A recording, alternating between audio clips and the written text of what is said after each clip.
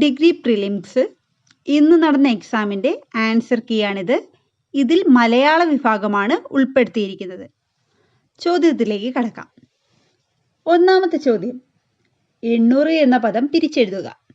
8 + 100 800. B ആണ് answer. ആദേശസന്ധിക്ക് ഉദാഹരണമാണ് 800. അടുത്ത ചോദ്യം, കൂപമണ്ഡൂകം എന്ന ശൈലിയുടെ അർത്ഥമെന്ത്? സി ആണ് ആൻസർ. ലോകവിവരമില്ലാത്തവൻ. പൊട്ടക്കിണറ്റിലെ തവള എന്നൊക്കെ പറയില്ലേ, അതാണ് അർത്ഥം.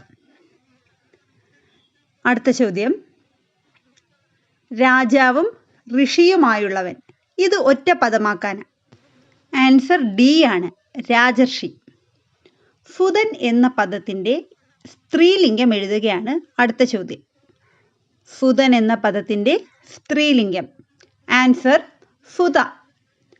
ഓപ്ഷൻ ബി ആണ് ആൻസർ. ഫുതൻ എന്നാൽ പുത്രൻ, ഫുത എന്നാൽ പുത്രി. അടുത്ത ചോദ്യം, മേഘം എന്നർത്ഥം വരുന്ന പദമേത്? മേഘം എന്നർത്ഥം വരുന്ന പദം ആൻസർ ബി ആണ്, വാരിതം. അടുത്ത ചോദ്യം, ദൃഢം എന്ന പദത്തിൻ്റെ വിപരീതം എഴുതുകയാണ്. ദൃഢം എന്ന പദത്തിൻ്റെ വിപരീതം ആൻസർ ഡി ആണ്, ശിഥിലം. അടുത്ത ചോദ്യം, പുത്രൻ എന്ന പദത്തിൻ്റെ പര്യായ പദം അല്ലാത്തതാണ്. പുത്രൻ എന്ന പദത്തിൻ്റെ പര്യായ പദം അല്ലാത്തത് ജനകനാണ്. അച്ഛൻ, ജന്മദാതാവ് എന്നെല്ലാമാണ് ഈ പദത്തിൻ്റെ അർത്ഥം. എ ആണ് ആൻസർ. അടുത്ത ചോദ്യം, തീ + കനൽ എന്നത് ചേർത്തെഴുതുക. തീക്കനൽ. ദ്വിത്വസന്ധിക്ക് ഉദാഹരണമാണ് തീക്കനൽ.